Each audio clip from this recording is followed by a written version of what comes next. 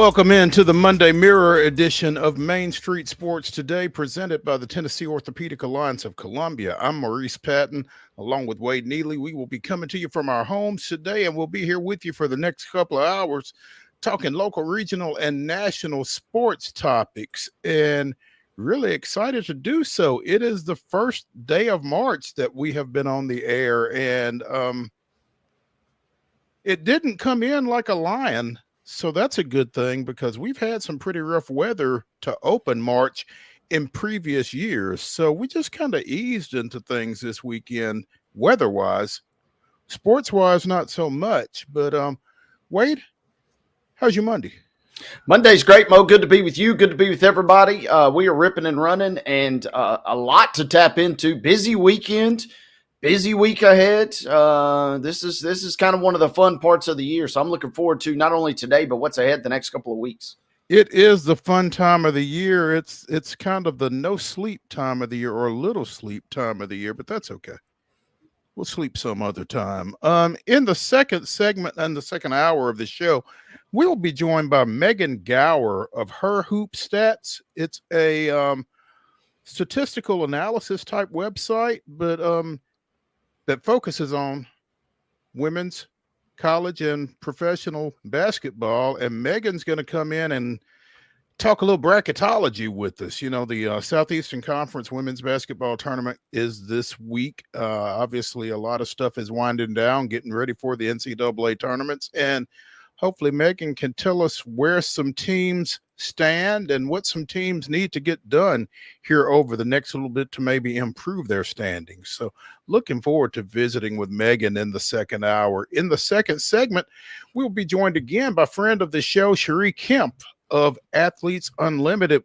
We mentioned at the very end of the show on Friday, the pro basketball season that finished up this weekend at Nashville Municipal Auditorium will be followed up with another one. AU is coming back to Nashville for 2026.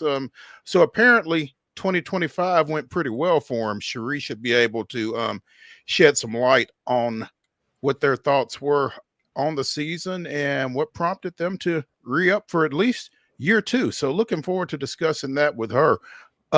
Plenty of basketball, both men's and women's, excuse me, boys and girls, to talk about here over the next bit. We will be tapping into all of that, as well as some baseball, some football, a little hockey, a little National Basketball Association as well, some soccer, and much, much more. Again, big show, lot to get into. It's Monday, so we've got the weekend. We got the week coming up. There's all sorts of fun stuff. Oh, and happy Spring Sports Day for our high schoolers in the area, to all who celebrate that. Baseball, softball, boys soccer, tennis. I don't know if there will be any track today or not, but they all get going here this week, and there's plenty of it going on today. So looking forward to all of that here over the next few days. In fact, I'm going to get out to a baseball game this afternoon, and hopefully it won't turn too cold between now and 8:30, 9 o'clock. Yeah, we're good. You're safe for today. Tomorrow's the day we're going to be on high alert. Don't necessarily make any plans to be outdoors tomorrow, but yeah, it is going to be fun. But I'll tell you what, though, I did go to a soccer game. I did the double, Mo. On Friday, I went to basketball and then soccer. You have to prepare ahead of time. And luckily I did, thanks to, all these gray hairs here. I got a little wisdom tucked away somewhere.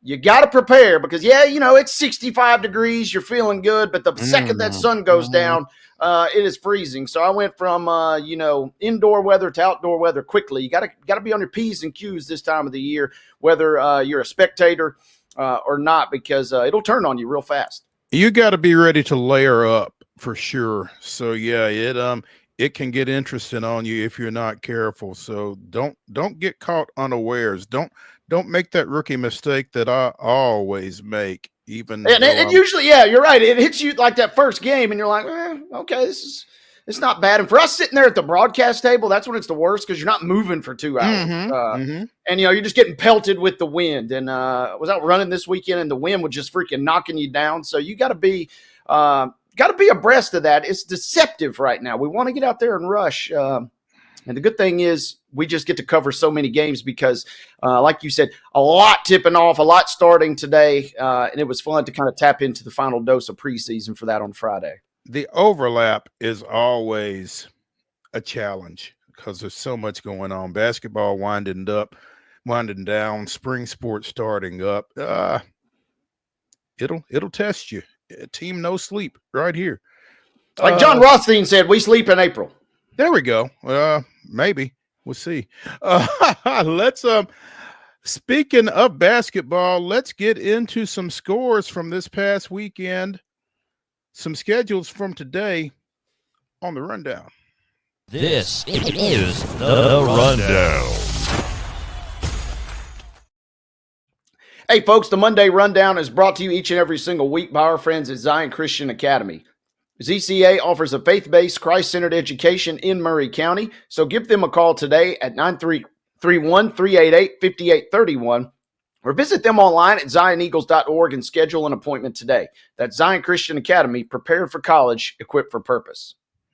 High school basketball games from Friday night. These are girls' final results. Blackman with a 62-33 win over Wilson Central.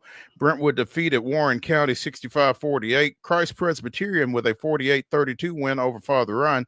It was Hendersonville 42, Cane Ridge 36. Cannon County defeated Battle Creek 86-26. Cheatham County in a defensive affair. Cheatham County 30, Camden Central 27. Clarksville with a 62-48 win over Kenwood. It was Clay County 70, Joe Burns 20. Coffee County defeated Franklin 73-33. Cookeville with a 66-42 win over Oakland.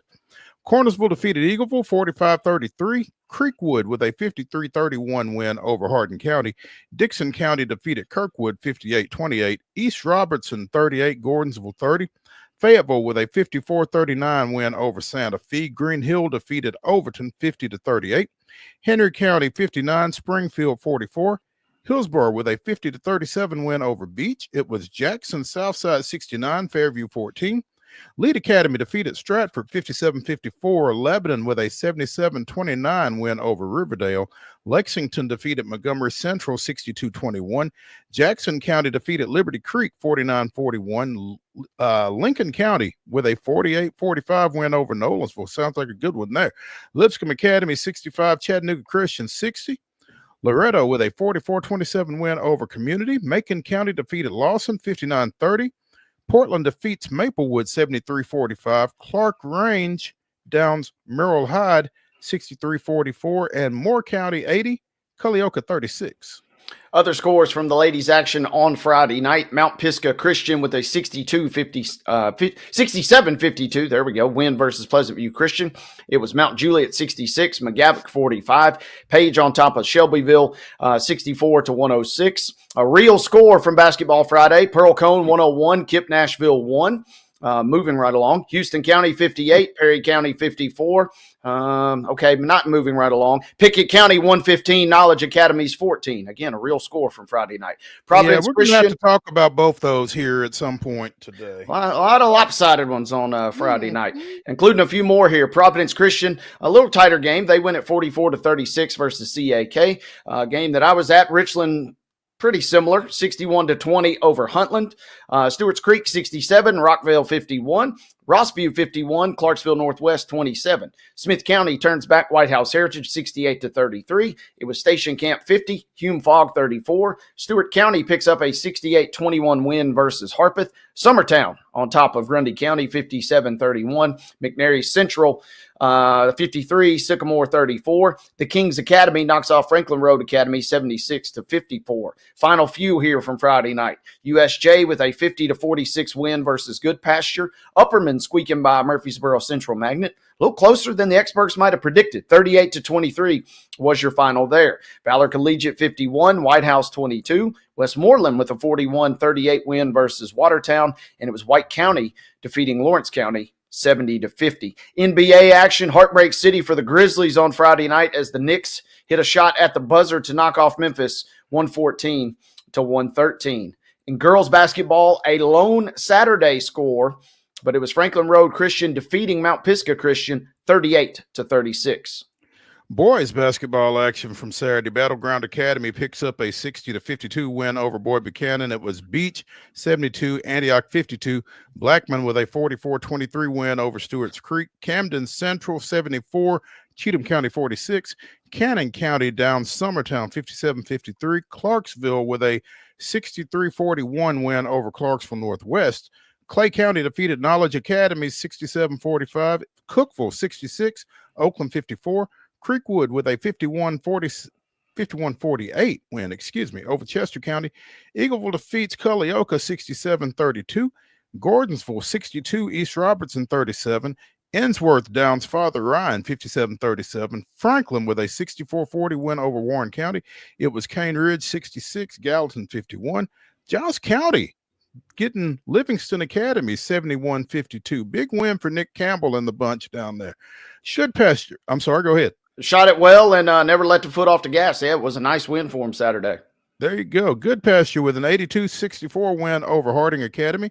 It was Harpeth 52, Waverly 43. Henry County defeats Rossview 59-55. Hillsborough with a 69-38 win over Green Hill.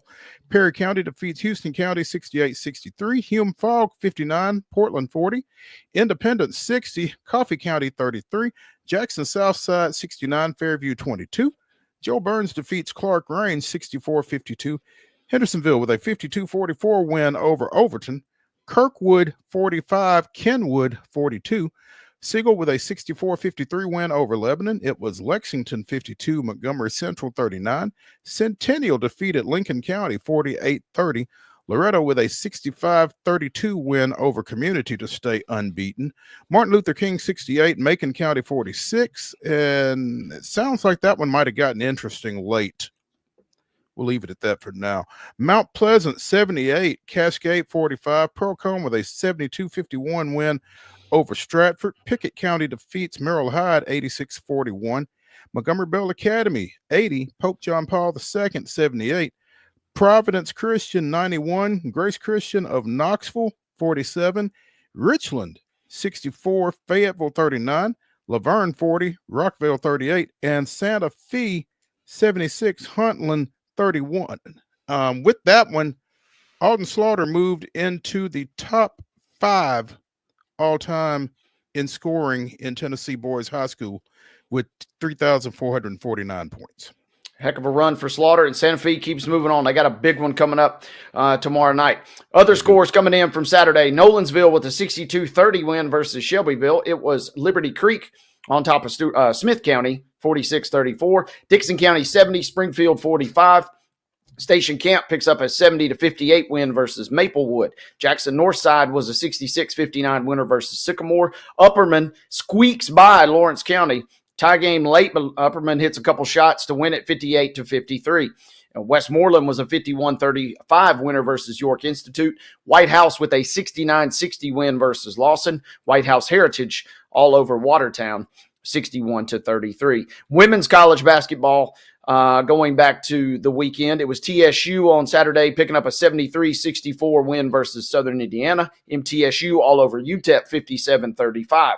Austin P topping Bellarmine 72-63. Eastern Kentucky picks up an 83-76 win versus Lipscomb. Belmont 67, Missouri State 61. Trevecca downing Christian Brothers 63-45, and it was Campbellsville turning back Cumberland 81-45. Men's basketball from the weekend. A lot of close games. More on these later. Tennessee at the buzzer 79-76. Huge win for the Vols on Rocky Top there. MTSU in overtime on the road, 76-75, a winner versus UTEP. What a game that was. TSU picks up a 74-69 win versus Southern Indiana. Vanderbilt goes to overtime versus Missouri yet again. This time it's kinder to the Commodores. 97-93 was your final. And capping our Saturday men's basketball action, it was Trevecca 79 and the Christian Brothers 56. On the ice Saturday, the Islanders with a 7-4 victory over the Nashville Predators. On the pitch Saturday, the New York Red Bulls with a 2-0 win over the Nashville Soccer Club. Big Apple not nice to Nashville this weekend. And on the back end of a back-to-back, the Grizzlies fall close once again at home. San Antonio Fox at the buzzer this time. San Antonio 130, Memphis 128. Athletes Unlimited on Saturday. Team Harris 100, Team Sims 97, Team Segrist 79, Team Bradford 74. Sunday women's basketball action.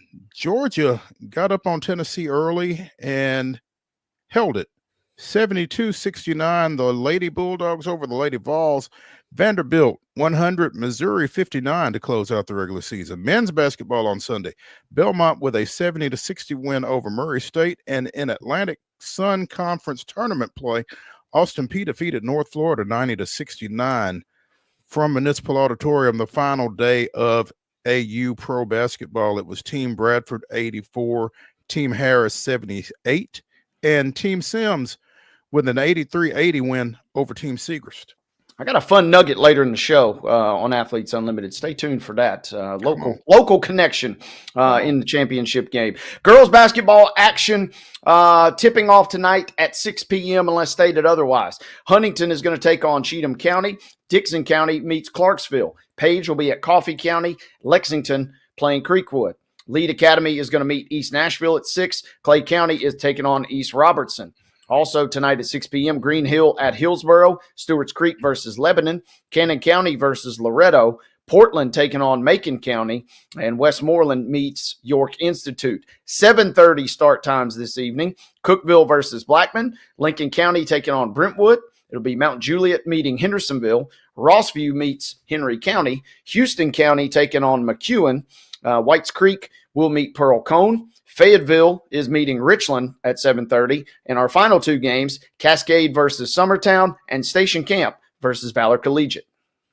Baseball action this afternoon. We got a 5 o'clock start for Laverne at Overton. At 5:30, Houston County is at Santa Fe. Perry County is at Hampshire. It's the debut for the host Battle Creek Grizzlies as they take on East Hickman at 6 o'clock. Clarksville Academy travels to Clarksville at 6. Nolensville is at Columbia Central. Grace Christian of Franklin is at defending Division 2A state champion Columbia Academy. That's a 6 o'clock first pitch there. Also at 6, Fayetteville is at Culleoka. At 6:30, Franklin hosting Ravenwood. The Middle Tennessee Monarchs are at Loretto. Providence Christian goes to Middle Tennessee Christian. Oakland is hosting Tullahoma at 6:30. Smyrna goes to Riverdale. Summertown is playing Spring Hill. I'm not sure where that game is, but it is not at Spring Hill because their field is not completed as they are going from natural grass to artificial turf on the facility at Spring Hill High School. Also at 6:30, Siegel is at Stewart's Creek. Mount Juliet is at Blackman at 6:30. Excuse me, y'all. 7 o'clock start for Station Camp at Gallatin. Also Dixon County at Hendersonville. And at a time unknown to us, Brentwood Academy travels to Centennial.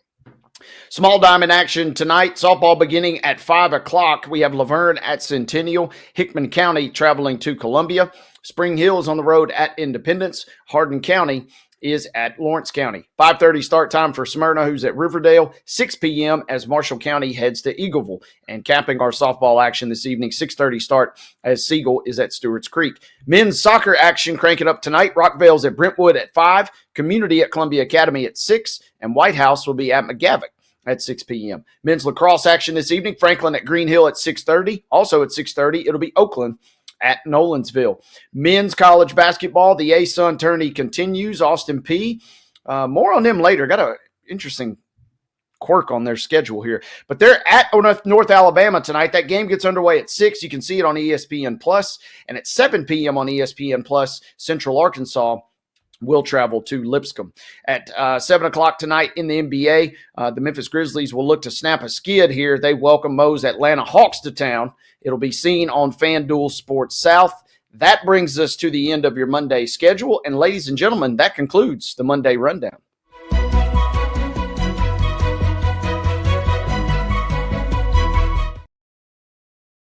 Your top story brought to you, as always, by the fine folks at Piggly Wiggly. Be sure and check out their delicious daily deli lunch options available from 11 a.m. till 6 p.m. Also, their hand-cut meats and everything is cost plus 10% at the cash register. Again, that's Piggly Wiggly in Neely's Mill here in Columbia, bringing you our top story. And Wade, we always have fun with Brad Willis's gotchas.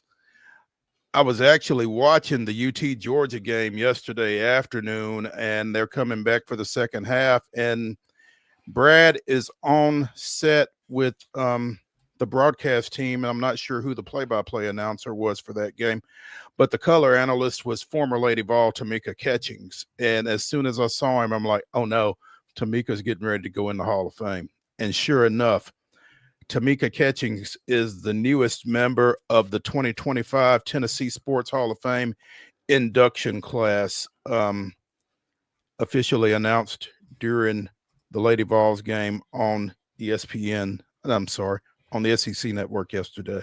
Tamika is one of the most accomplished and respected players in the history of women's basketball. From her time at Tennessee under Pat Summitt to her Hall of Fame career in the WNBA and her leadership off the court, Tamika has left an incredible legacy. We are honored to welcome her to the Tennessee Sports Hall of Fame class of 2025. Tamika was, like Chamique Holtzclaw, who we discussed not long ago, a member of that UT 98 national championship team that went undefeated.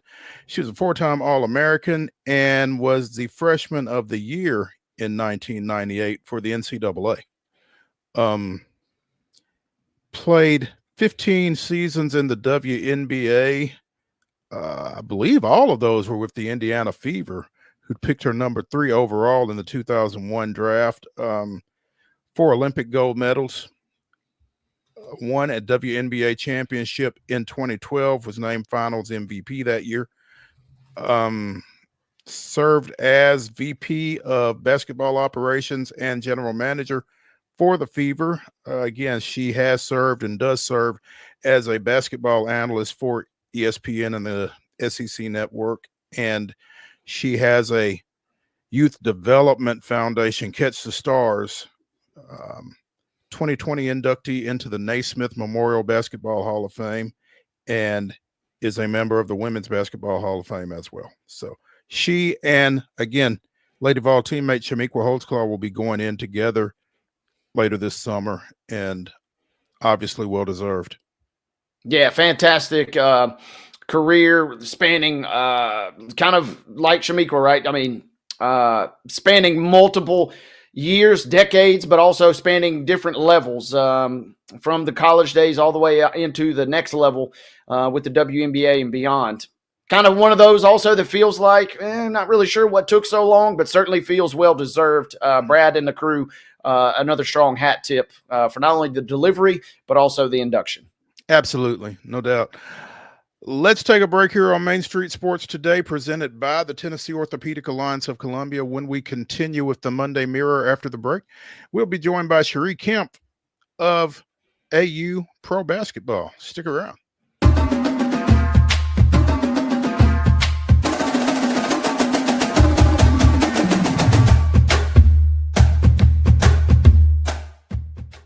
Whether you're an athlete or a weekend warrior, when it comes to your performance, don't settle for anything less than excellence. We're proud to announce that Mid-Tennessee Bone and Joint Clinic is now Tennessee Orthopedic Alliance of Columbia, where we are redefining sports medicine and orthopedics. Tennessee Orthopedic Alliance's team of expert sports medicine physicians understands the unique demands of your body. TOA Columbia specializes in personalized orthopedic care, offering state-of-the-art treatments for everything from sports injuries to joint replacements. Learn more at toacolumbia.com. Step into the Lionel retail store at Opry Mills, Nashville, and you'll be captivated by all the magic of the 123-year history of Lionel trains. Whether you're already a train enthusiast or just getting started, Lionel will energize your love for trains. NASCAR fan? Come check out your local Lionel station to learn all there is to know about model trains and die-cast NASCAR collectibles.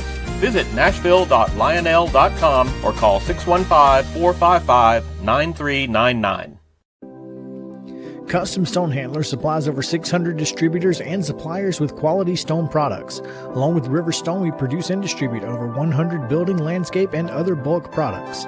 Our goal is to provide quality products, service, and partnerships to ensure our customers' success.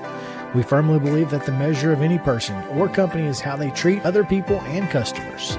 Give them a call at 931-490-4990 or visit CustomStonehandlers.com.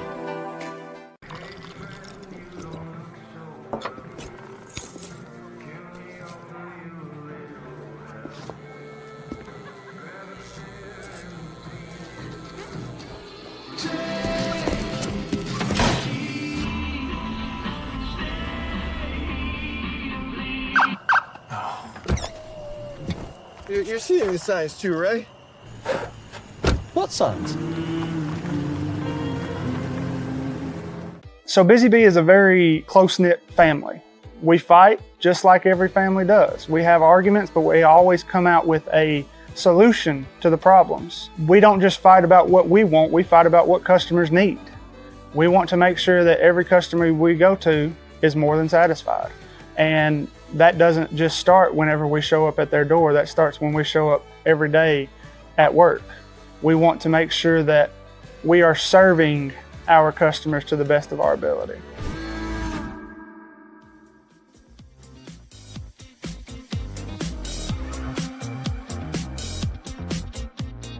The Monday Mirror continues here on Main Street Sports Today, presented by the Tennessee Orthopedic Alliance of Columbia. That's Wade Neely. I'm Maurice Patton, and we are pleased to have with us at this time CHERI KEMPF of Athletes Unlimited. We got the news right as we were getting ready to go off Friday afternoon that AU Pro Basketball will be returning to Nashville for 2026. Great news, and clearly an indication that CHERI, y'all liked what you saw this year. Yeah, I think it was really great news, real exciting news. Once I found out, I was kind of couldn't wait for everyone else to hear it. But definitely, you hit the nail on the head. We had a great time in Nashville. Nashville had a great time with Athletes Unlimited, and so on top of all that success, it was easy for us to say we were coming back, and it seemed easy for Nashville as well. Now, take me through the chronology once again. You all were in Vegas last year, is that right? So we launched in Vegas in 22. Then we went to Dallas for 2 years, 23 and 24. Okay. And then we left Dallas. We had one more option year left remaining there, and thought about leaving, looked at a few places, then started sort of leaning into Nashville, and that's where we ended up. Okay. And you said that the plan had originally been prior to the pandemic to open in Nashville, right? We were going to open volleyball here. So the very first season of volleyball happened at January, February of 2021. And that was public. It was announced. It was everything. I think we announced it in August of 2020 that we were coming. And then the pandemic hit and the tornadoes hit. And so the Municipal Auditorium, which was our venue, ended up being converted into a women's shelter. And so we went out looking, and that's when we saw Dallas for volleyball. And then that ended up being a venue for us for basketball and volleyball for a bit. Okay. So finally got here. And again, I guess it was everything that you all expected and more, huh? It really was. I think there was a lot of anticipation around Nashville, and we care a whole lot about the experience that the players have, and our player executive committee was looking real hard at what will this be like for our player group, and where will we stay, and will that be fun, and how easy will it be to get around. And so we have, I will tell you, we have a tremendous operations team. And internally, I think that we have a fantastic team, period. But you're always going to need, with the nature and the style and the design of Athletes Unlimited, it's critical that we have a high quality partner that's going to engage with us as a location, care about us being there, and help us be there, and help make sure that the experience for the athletes and the fans is a positive one. And we did exactly that here in Nashville. CHERI, this is a radio show, so we kind of got to ask the question similar or like this, but give us a grade, if you will, from was it a home run with the connection with Nashville? Obviously, it was well enough to get a second run at it here, but I'm curious, from the start to the finish, how did it go in your mind? Yeah, so it's great question, fun question, and an easy one to answer here. Just following up basketball, it was a home run, Wade. It was when we started talking to Nashville and planning, we felt it right away. We brought athletes in, and I'll give our staff a lot of credit too.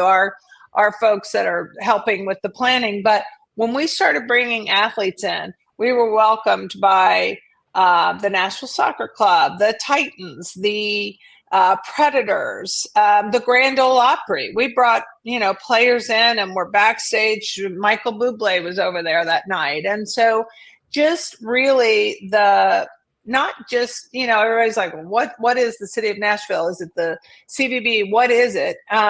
It was really all the parts, and the professional sports themselves really opened their arms and their doors to us. And we held a National Girls and Women in Sports Day breakfast at the Titan Stadium, in conjunction with them and partners. So it was, even before we got here, it felt like the red carpet was rolled out. And then once we came very early on, we had a kids' day. We broke attendance records. Our numbers are up. The data in every category is increased. And so we saw that turnout. A lot of times we saw people going to a Vanderbilt basketball game or a Belmont basketball game or Lipscomb or whatever, and then they'd come right to us after that. And you'd say, what's going on? Long day of women's basketball, but people were tickled about it. I'm also curious, and there may not be an easy way to answer it, but for you guys as an organization, which part of that is more important, the fan engagement and the overall numbers, or kind of getting the backing, whether it's infrastructure citywide or obviously the tie-ins with other professional franchises in the market? Because it seems like both kind of are really necessary. Yeah, and they really go hand in hand. So clearly we're in business and we want to be successful there. So we care about those statistics being positive. And especially, it's just like anything. It's that, that mentality of an athlete of going to practice and getting 1% better. I think we have that in our business. We want to make sure that we're getting better every time we go out. And we're realists, and we know that that's going to happen in smaller steps and not the leaps and bounds. But those are things we're looking for. So those are important. And the partnership and who you have on the ground is going to affect that in our situation. So we are not, we don't go on for 6 months, and we don't really plant in a city. We're really just kind of visitors. We're bringing an event to town. And so that city partnership is huge. CHERI Kemp of Athletes Unlimited joining us here on Main Street Sports today, presented by the Tennessee Orthopedic Alliance of Columbia. And CHERI, as you were just saying, you're not a year-round fixture in Nashville, but since you all are coming back for 26, how visible will you all be during the off season? Is there a plan for that yet, or do you know what that'll look like yet? Yeah, I was talking with one of the marketing people last night at a sort of an after gathering, and she was saying right away, I'm going to take a deep breath, and then, we're going to hit the ground running in Nashville for 2026. So I think it starts right now, and I think we will have that presence. And of course, we had some local people. We had Izzy and Dory Harrison. We had Alicia Clark. So I think we had some great advantages to be able to have some fantastic players and be able to bring them home to audiences that recognize them and knew them when. So I think the more and more you see those players sign, they don't have to necessarily be local. There aren't a lot of people in the world that you say, how about coming to Nashville, Tennessee? And they go, nah, done that. Most people are ready to go. So it's not a hard sell. So I think that you will see us, long answer to your question, Maurice, but really, that's okay. It's radio. We need long. I think you're going to see us throughout the year, bigger and better. I mentioned some of the things we did leading up to this, but I think you'll see us bigger and better than we were as we go along. Wade, when's a good time for your nugget? Is this it, or should we continue and then come back? You guys going to put me in the Tennessee Hall of Fame, Basketball Hall of Fame? Yeah, no, that takes a Brad Willis. That takes a Brad Willis sign off. I'm sorry. I'll hold that. I'll hold that till after we depart. But we do got a good local nugget, so stick around if you want, Cherie. Okay. We'll maybe tease your brain there a little bit. But I am curious, how easy is year 2 in your mind going to be, considering you kind of already have a game plan and kind of have the infrastructure part kind of dialed in? So good. It's so good. And this league, if you look at the history, the only sport that's stayed in one place has been softball in terms of that championship season that we had. That's now the All-Star Cup. It's been in Rosemont. We launched it there in Rosemont, Illinois, right outside of Chicago, and it's been there every single year. But otherwise, the other sports, lacrosse and basketball and volleyball, have all moved about. It's tough. It's tough to start. You hit the ground, you have to get used to the environment. You have to figure out who are your connections there, who are the helpers, how does this work with the venue, and all of those things. Who are our fans and how do we reach them? And so having the success that we had here and knowing that we're coming back and we know, okay, we're going to get these folks now, what else can we do and how else can we engage? And I think that is probably what we felt most last night, kind of when everybody was getting this view of post, download, what is it? And it was like, hooray, we're coming back. We know what we're walking into. We know it's a positive situation, and we kind of can't wait to get started. How big was Municipal Auditorium in the decision-making process? It just feels like, Cherie, it's just the perfect size for you all. It's perfect. I'm going to tell you, I've lived here a long time. I mean, the Municipal Auditorium has always been there. I've been in it.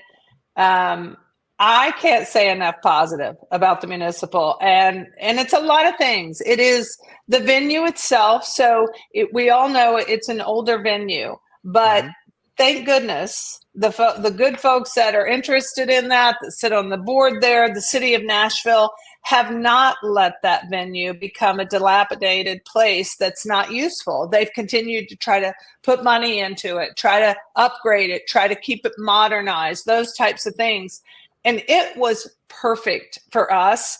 It like no other. I was talking to our operations VP, and he was telling me, he's like, it just has so many resources inside the building, and it's put together well. And we know we almost always, anywhere we go, we are going to brand it, and we're going to design our court. And that's what we did. We put up lighting, we put up the court, we brought out risers, all helped by the Municipal and what they can do, their capabilities, and their incredible staff as well. Their staff is fantastic and second to none and very, very helpful. But one of my biggest things of being there was seeing people walk in from Nashville. So most people that walk into our venues do have a wow moment because it's pretty and it's fun and it's, it's exciting. But the people from Nashville that walked in the Municipal Auditorium and said, holy cow. So I thought that was fun. We, even on the windows on the outside, we had the Harrisons and we had Sid Colson. I don't know how tall those decals were, but, it seemed like they were 30 or 40 feet high.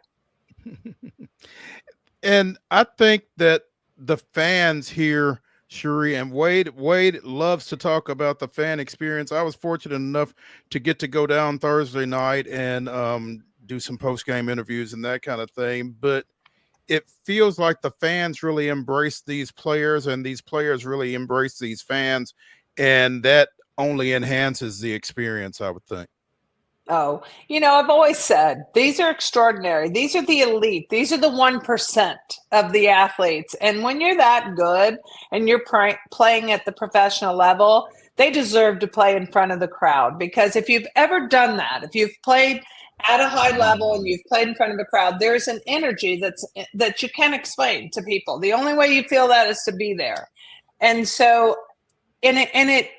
it makes you do extraordinary things, I think. So when you apply that type of atmosphere to people who are already elite at what they do, then you get these spectacular results. So I'm happy for the athletes, and they were thrilled. And that's why I think that's a lot of it, Maurice, is just that as a player, you're grateful because you're feeling something special in that situation. And even last night when we did the awards ceremony post game, and I was in the production truck, but a lot of times we've done some awards ceremonies at times in front of a pretty sparse crowd. Number one, it's over, it's the second game of the night, and people are ready to go. But those people were clapping. They were thrilled. Izzy Harrison came up and said some words just directed at the people from Nashville and the fans. And, it was warm and it was welcoming. So I think they felt that, the players didn't know what they were coming to. They're coming to Nashville, Tennessee. And so, whatever they thought about when they got here or before they came, they really just had to experience it. And from day one, there was so much positivity and so much enthusiasm from our players. So you're exactly right. The atmosphere was special, and it's only going to grow. Look, those are not, it's still not, we haven't hit the mark we want to hit. We want it to be busting at the seams. We want the lines to go, down the street. But to say year one in a new location that hadn't seen this before, we couldn't be happier. CHERI Camp of Athletes Unlimited joining us here on Main Street Sports today. They have wrapped up their 2025 season here in Nashville. Maddie Segrist was your individual champion. Some great performances, some great ball games, CHERI. On the court, obviously you knew y'all were going to deliver and certainly did. Maddie has really kind of been a fixture in this league, I guess, and for her to win that individual championship just speaks to her ability, obviously. Yeah, and Maddie is not a flashy player by any means. She's not a flashy personality. She's very grounded. She's very thoughtful if you interview her.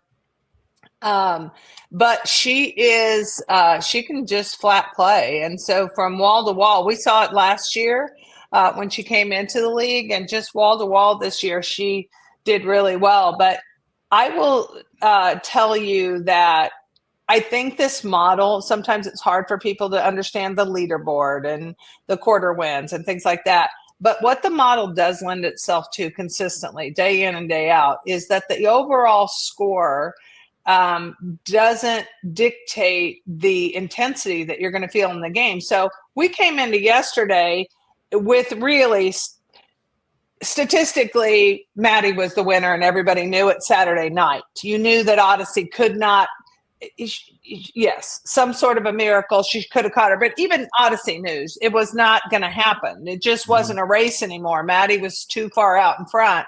So, but we saw one of the toughest, intense games that we saw all season long between Team Sims and Team Segrist. Right. And Team Sims ended up actually edging them out yesterday and beating them in the game overall, in spite of the fact that Maddie had already wrapped up the championship. So I think, she was the champion. So I think that what you get out of that is, regardless, nobody came and was sloughing it off. We kept, as a broadcast team, we wanted to interview Odyssey, and we thought she was going to come out of the game in the second half, and certainly in the fourth quarter. And, you saw her. She just did not take her foot off the gas.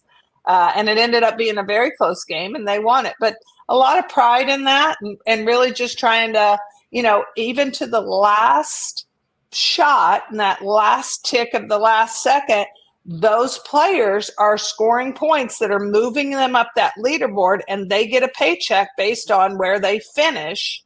It's one of the ways they're paid is that leaderboard bonus. So they play, it's all out, and they're intense, and that was fun. CHERI Camp of AU Pro Basketball joining us here on Main Street Sports today, presented by the Tennessee Orthopedic Alliance of Columbus. CHERI, thank you so much for spending some time with us. At least you know that you're going to be home for about a month or so again this time next year. That's always great, because I guess softball is next, right? Yes. I loved being here. I appreciated it. And I was proud for, I think I said this on the show before. I was proud for the league, for Athletes Unlimited. And I was proud. This is my city. So I was really proud of that as well. But yes, we are kicking off a brand new league, AUSL. It starts June 7th. We're getting ready to announce a week from today. We're announcing the sites. Very different for Athletes Unlimited. So we do what you saw us do. We come into a town, we play the entire league in that location. This new league is a city-based model, and in its inaugural season, it'll be kind of a barnstorm. So you're going to see 12 locations announced, and we're going to have softball, fast pitch softball with the very best athletes in the land across the entire land. So it should be really exciting, really fun. The whole thing will be televised. It's 75 games, and there will be some, I think there'll be an opportunity for fans in this area to see it live as well. That's what we were going to ask you. You don't want to break any news right here? Yes, I don't want to break any news, but I don't think it'll be in your backyard, but I think it'll be close enough to see. I think I have a decent idea of where that might be then. Yeah. Hint, softball mecca in Tennessee, maybe. We'll just leave it at that. Maybe we can get you back on and you can tell us more about that once it is announced. But Cheri, we appreciate it. All right. You guys call me anytime. Thank you. Cheri. All right. Thanks a lot. Let's take a break. Hey, real quick, what I was going to mention, Mo, hopefully Cheri's sticking around, but she seems to be. It wasn't super important to the interview, but man, we got some good stuff from her. But not only that, we talk about the local connection. Not only do we have all the great local talent, we had a local ref last night as 2009 Wilson Central graduate and 2013 Martin Methodist standout, Jessie Christopher. She had done some of the preseason games. Hey, she was listed, I think, at 5'7" in Martin Methodist. She might have lost an inch since then. But she was out there on the court, got asked to fill in kind of late, and did a great job. So it was kind of neat. She does a lot of D1 games, D2 games. But last night she got to get in for the championship round. And again, she's a little we call her Buzz because she's kind of like a little bunny. I don't know how she got the jump ball up high enough, but thought it was pretty cool that we had some local flavor even all the way down to Championship Sunday. Nice. That's awesome. I did not know that. Nice, Wade. Good get, as always. Wade coming through for us here on Main Street Sports today. Let's take a break. Let's come back. Let's talk a little more basketball here on the Monday Mirror edition. Stick around.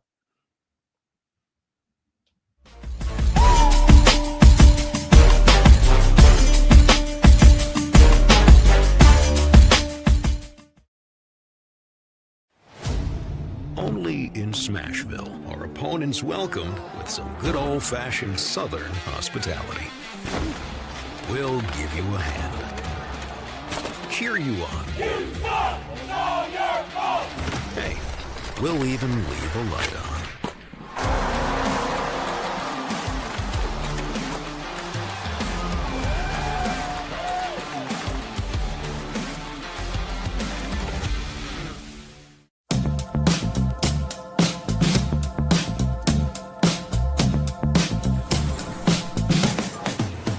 You wanna be a bad man?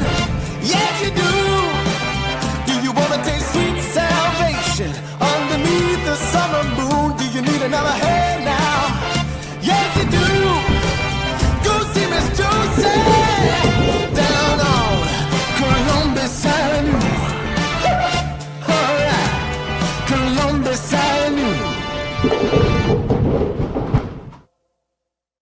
At Delta Dental of Tennessee, we know our success begins and ends with providing superior quality service, and that includes serving those who need it most. This year, we're celebrating 25 years of giving back to the community we call home. Delta Dental, along with our Smile 180 Foundation, supports Tennessee's dental colleges and oral health education, children's hospitals, free and reduced cost dental clinics, and other like-minded charities. Here's to the next 25 plus years of ensuring healthy smiles.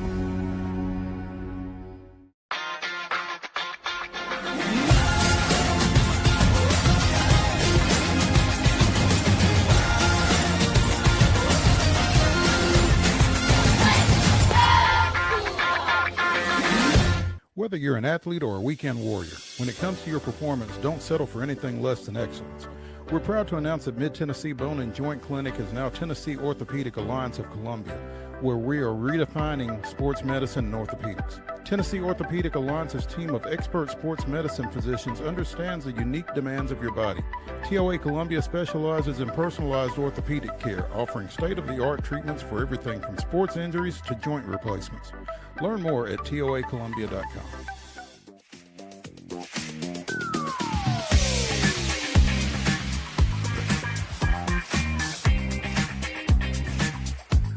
The Monday Mirror continues here on Main Street Sports Today, presented by the Tennessee Orthopedic Alliance of Columbia. I didn't get to see this live, unfortunately, but Jemai Mashak, if you were picking guys on the University of Tennessee men's basketball team to hit a game winner, I'm not sure how far down the list you'd have to go to get to him.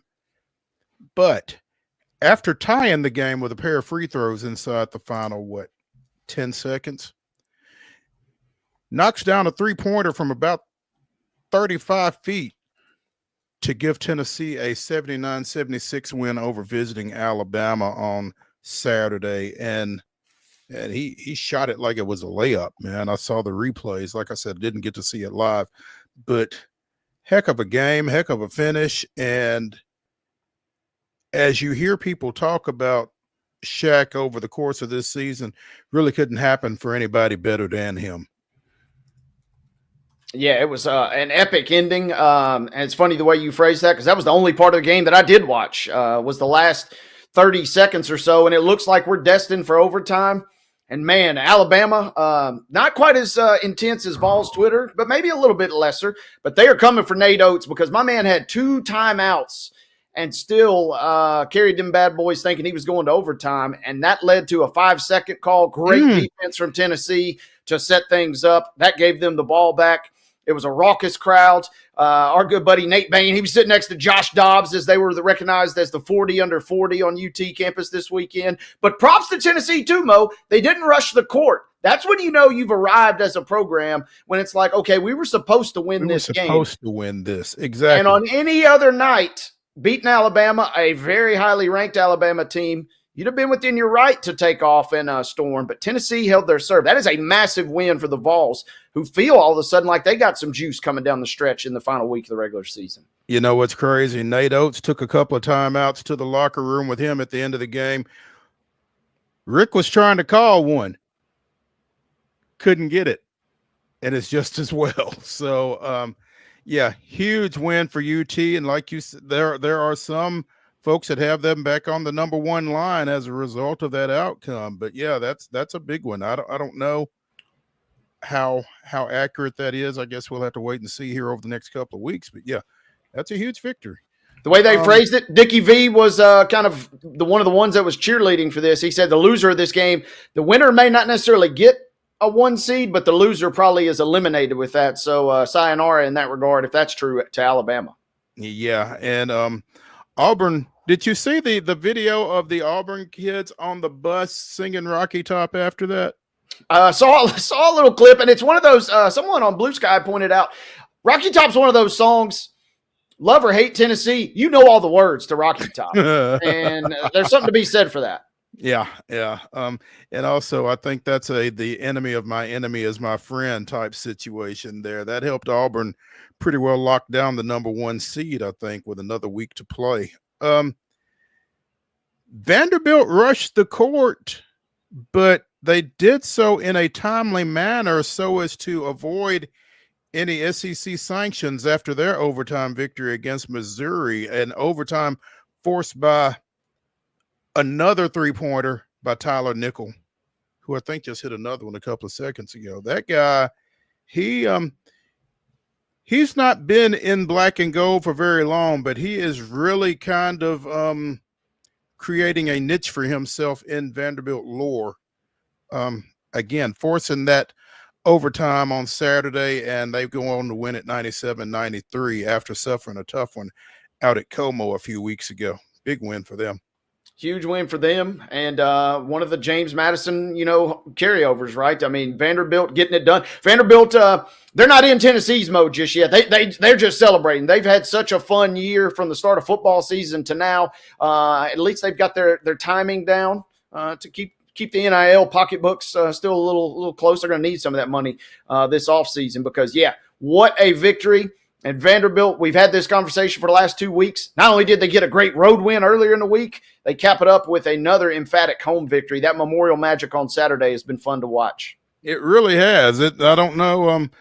I think they might just be campaigning for all Saturday games going forward. I don't know how it's going to work for them, but yeah, big one. So UT gets a buzzer beater to win. Vanderbilt goes overtime to win. MTSU on the road at the Don Haskins Arena gets a buzzer beater in overtime to beat UTEP 76-75. Massive dub for the Blue Raiders. Chip talked about it last week. Joe talked about it with us last week. MTSU had kind of hit a little bit of a rough patch, but man, they returned in a big way with 2 nice wins. That will do wonders for your confidence. It's going to be fun to watch them the final week of regular season play. They got Liberty coming into the Glass House on Thursday night, and you got to keep Assam Mustafa in bubble wrap. 16 points, 16 boards out at El Paso the other day. Kid's been electric all year. He's if we scour on the web, he's probably going to get some garner, certainly some all-conference love. But, man, he's a guy that, could crop up in those mid-major players to watch for. And if MTSU makes the tournament, best believe they will be talking about that guy because he has been dynamic this season for the Blue Raiders. And he's been conspicuous in his absence as well. Yeah, that's part of it, right? You notice him almost more when he's not there, but that speaks to how good he is. The impact that he makes and the impact that is not there when he's absent speaks volumes about what he's been able to do. Rough week for the Lady Vols. They go to Kentucky and get hammered on Thursday. They come home and they fall behind. I don't know if it was 18-0, but I know it was 18-2 at one point to Georgia. They got back in it from 23 down. It was 33-10 at one point. They came back.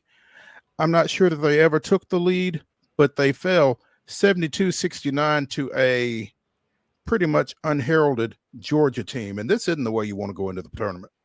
No, tough loss for the Lady Vols. And, it is they need to restore some of that juice in a hurry because they're seemingly rolling on empty coming into the conference tournament. Be nice to get a little run going to kind of restore some of that pride because, man, it wasn't just but a few weeks ago we were talking about this team, not necessarily winning at all, but you certainly felt great about the performances you had seen. These were 2 stinkers. Well, Thursday before the Kentucky game, the NCAA tournament projections came out. Tennessee was a top 4 seed, which assured them of hosting in that opening weekend. And again, we've got Megan Gower from Her Hoop Stats coming in the next segment, and that'll be 2 segments. I'm sorry, and that'll be one of the things that we ask her. Where does UT sit right now? Are they still a top 4 seed? And with that performance from this past week, I'm sure that that's got to be in question. So looking forward to discussing that with her. Vanderbilt 100, Missouri 59, their 7th 100-point game of the season. They can score the basketball. Yeah, that man, we visited with Kevin last week, and he said it's been a lot of fun to be on Vanderbilt's campus. That has spilled over to the women's program. You don't really know what to expect on any given night, but you know it's going to be entertaining. Even in their losses, they find a way to kind of make it fun, make it entertaining, and then just running it up on Missouri. As the Commodores, they earned the 8th seed, and they get at least one bye rolling in here. So talk about a fun matchup Thursday. 11 a.m. could be Vanderbilt and Tennessee duking it out in the 8-9 showdown. Could very well. Camille Pierre, 16 points, 10 boards. Michaela Blanks, 29 points. It wasn't 50, but she's still an offensive threat every time she steps on the floor for Vanderbilt. So, that 8-9 could be looming there. Tennessee's got to get past Texas A&M in the Wednesday game to get there. But it's going to be tough because it's going to be a really good team going home there when Tennessee and Vanderbilt match up, should that be the case on Thursday. Middle did what they were supposed to do against UTEP. It took them a while to get going, but they finally did so late. What was it? 57-35 finally, but UTEP gave them a little bit more than they expected, largely because MTSU couldn't put the ball in the basket. Yeah, kind of, you'd like to have seen a better performance from the Lady Raiders going in or coming out of that game, but just stack a win and just, this is a team that their expectations are pretty lofty. And so in some regards, now the real fun begins if you're Coach Insel and that staff there. Yeah, they finish up again. They go to Liberty on Thursday, and they go to Florida International to close things out on Saturday. So looking to wrap things up in style, the Lady Raiders are. Hey, real quick, I forgot about that too, Mo. We mentioned Tennessee and Vanderbilt potentially playing on Thursday, but thanks to I don't know if it was a heavy thumb or a light thumb, but thanks to one of the thumbs of Greg Stanky, the winner of that game's got to play South Carolina on Friday. Epic job by the SEC. They know what they're doing. They zoomed in on the camera very nicely during that coin flip ceremony as Texas they might be looking to withdraw from the SEC. They're like, come on, we're already getting shafted on the coin flip situation here. They're like, it's our first year. We're already getting, the short end of the stick here. Sorry, folks. South Carolina is the best for a reason. Well, I think Texas football might say, not so quick, y'all. Chill on that shafted thing. Go back and look at their schedule again and then reconsider that. But yeah. Anyway. Hour number 1 of the Monday Mirror is in the books here on Main Street Sports Today, presented by the Tennessee Orthopedic Alliance of Columbia. When we come back, talk a little spring training developments. Stick around.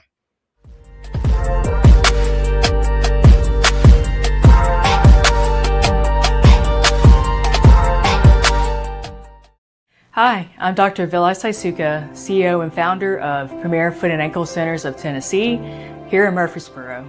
We offer foot and ankle care from ingrown toenails to diabetic foot wounds. We also fix ankle fractures and things like that. Call us today to schedule an appointment. We look forward to seeing you. Because here at Premier Foot and Ankle, we believe that the journey begins with happy feet. Whether you're an athlete or a weekend warrior, when it comes to your performance, don't settle for anything less than excellence. We're proud to announce that Mid-Tennessee Bone and Joint Clinic is now Tennessee Orthopedic Alliance of Columbia, where we are redefining sports medicine and orthopedics. Tennessee Orthopedic Alliance's team of expert sports medicine physicians understands the unique demands of your body. TOA Columbia specializes in personalized orthopedic care, offering state-of-the-art treatments for everything from sports injuries to joint replacements. Learn more at toacolumbia.com. Jones & Lang Sporting Goods here in Columbia has been outfitting teams, officials, and anybody else from T-ball to college for 50 plus years. Be sure and check them out at 931-388-8060 or online at jonesandlang.com. Jones & Lang Sporting Goods, the look of a winner. Zion Christian Academy, zioneagles.org or 931-388-5731. You can schedule your appointment. Go tour their campus. It is beautiful over there, and you're definitely going to want to see it. Again, it's zioneagles.org. Give them a call, 931-388-5731, and schedule your tour today. Custom Stone Handler supplies over 600 distributors and suppliers with quality stone products. Along with River Stone, we produce and distribute over 100 building, landscape, and other bulk products. Our goal is to provide quality products, service, and partnerships to ensure our customers' success. We firmly believe that the measure of any person or company is how they treat other people and customers. Give them a call at 931-490-4990 or visit CustomStonehandlers.com. Piggly Wiggly, located in Neely's Mill Shopping Center, is Columbia's locally owned and operated Cost Plus 10 grocery store dedicated to serving the community with low prices and smiling faces. Piggly Wiggly offers fresh, hand-cut meats daily as well as daily hot plate lunches from their deli counter. You're certain to see smiling faces and a helping hand when you're here at Piggly Wiggly. Come by and check out our fresh produce, high-quality meats, and more. Down home, down the street, we'll see you at the Pig.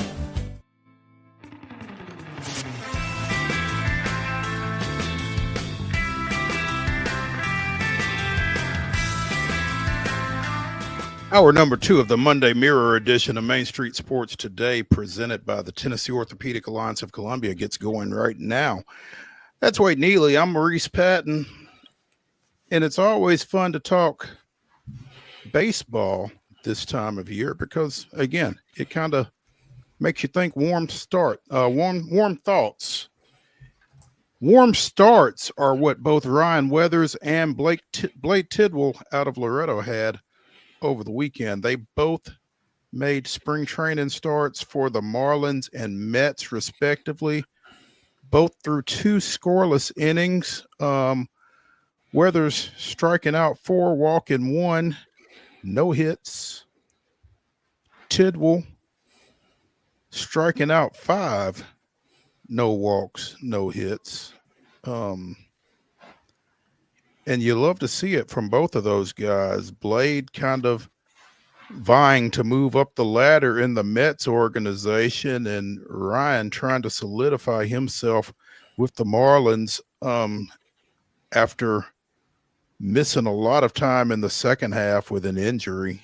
So glad to see both those guys throwing well early on. And apparently that is at least Blade's second solid outing, because when I was out at Mount Pleasant for the District 10 2A championship game between Loretto and Mount Pleasant, his grandmother came up to me afterwards and was sharing a little scouting report, said he's throwing pretty well, said they really like his slider right now. So Grandma's happy. Grandma Tidwell is happy, and apparently the Mets are as well. So it's nice to see local guys going on and doing big things at that level. Ain't no doubt. And a couple days ago, we had a little Giles County versus Loretto matchup, as Ben Peoples has been kind of tearing it up for the Rays organization, trying to climb from the 2A ranks. But he went up against Tidwell, and Blade Tidwell with the immaculate inning versus the Rays, just mowing folks down. So a lot of folks in the Loretto community, we knew obviously about Weathers, and that name carries a lot of weight over there, but Tidwell is continuing to impress, just mowing people down with striking out the side in 9 pitches. That's, you don't see that very often, regardless of whether it's spring training or it actually counts. So yeah, that makes a tough matchup for Ben, I guess, huh? Yeah, and he's doing his thing. He pitched pretty well just a couple days prior to that showdown against the Red Sox. And you're right, it's kind of fun. We certainly love to root for the local folks, but when we've seen Weathers do it, obviously, and now we're seeing Tidwell do it, and we see Ben Peoples striking out guys on the Red Sox. It just kind of is like, whoa, this is pretty neat here from a kid from Pulaski. So our local guys are playing well. They're not the only local ones, of course. We've been blessed with a lot of good talent here in the mid-state alone, but they have certainly been off to some impressive starts in spring training. We really have been blessed here over the last little bit to see some guys at the high school level and at the local college level that go on to bigger and better things, and it's always fun to watch and say, hey, I know that guy. Mm-hmm. So this is more of that. Braves catcher Sean Murphy on the injured list yet again. Apparently sustained a cracked rib when he got hit by a pitch Friday and is not expected to be available come opening day, which I guess is better than playing opening day and then not playing again for the next 3 months, which was the case last year. But this may be clearing the decks with Travis d'Arnaud now in Anaheim for catching phenom Drake Baldwin to break camp with the Braves when the season starts. Again, d'Arnaud signed a 2-year, $12 million deal with the Los Angeles Angels over the offseason. Chadwick Tromp has been in the mix as a number 2 for the past 2 or 3 years. Sandy Leon and former Vandy boy Kurt Casale are also in the Braves camp, but it might be Baldwin making his major league debut. He's not on the 40-man yet.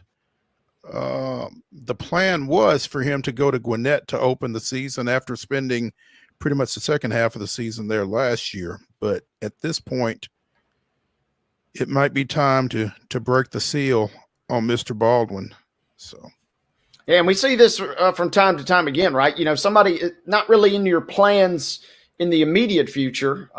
We talked a lot about Baldwin on the show last year and what he's capable of, but you're hoping to ease him into it. Sometimes you don't get that lucky, and sometimes we see folks just announce their presence with authority when they start. Mm-hmm. So I'm fascinated to see if that's how this plays out, what he can do. I mean, we've seen guys come in and give managers and execs some tough decisions to have to make. So hopefully he'll make the best of whatever opportunity comes his way. Yeah, I mean, I think everybody involved with the Braves kind of felt like it was not if, but when Drake Baldwin was going to get to the big club. I think he was probably anticipated to get there at some point this year, but I don't think it was anticipated to be in March. So certainly going to be interesting. And you hate it. You hate it for Murphy. Here's the thing. I mean, again, he's been beat up and banged up pretty much at some point since he got to Atlanta. And last year was just tough all the way around with that oblique strain that really slowed him down deep into the season. And you feel like he's back from that. And then this happens. The guy's just kind of star-crossed as far as that goes. So hopefully he'll be able to get back from this and stay healthy once he gets healthy, but we'll see.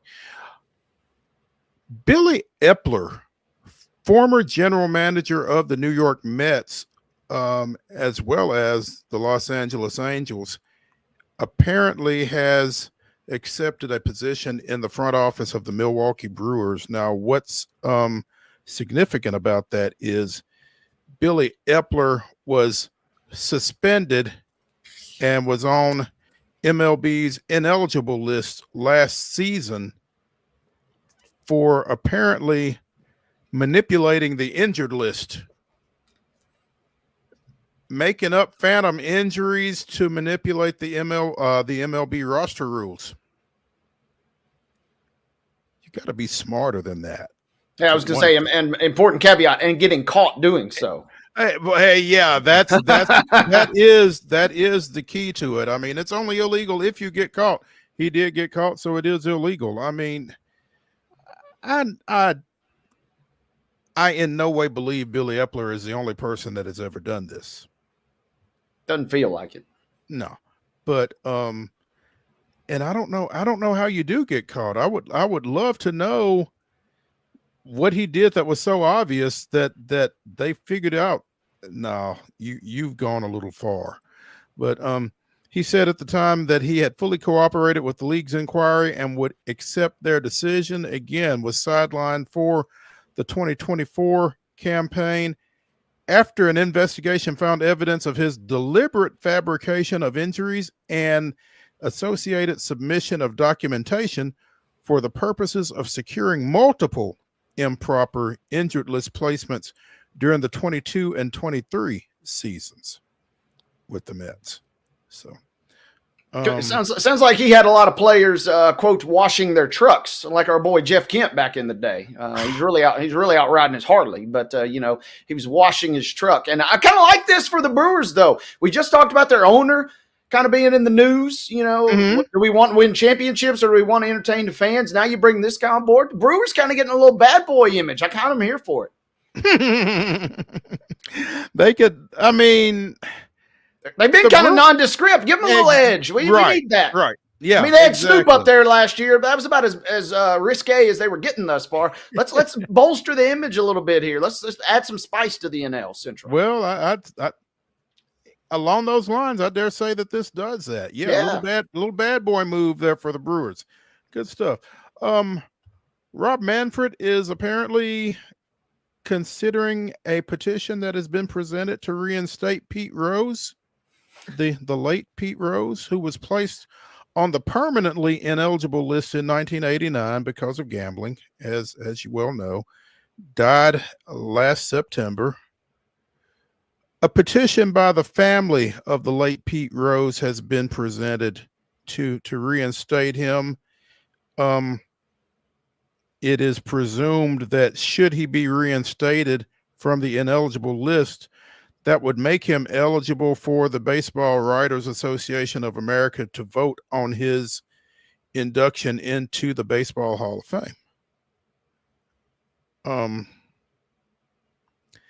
He went on the permanently ineligible list in 89. In 91, the Hall of Fame passed a rule stating that those on the permanently ineligible list will not be eligible for election into the Hall.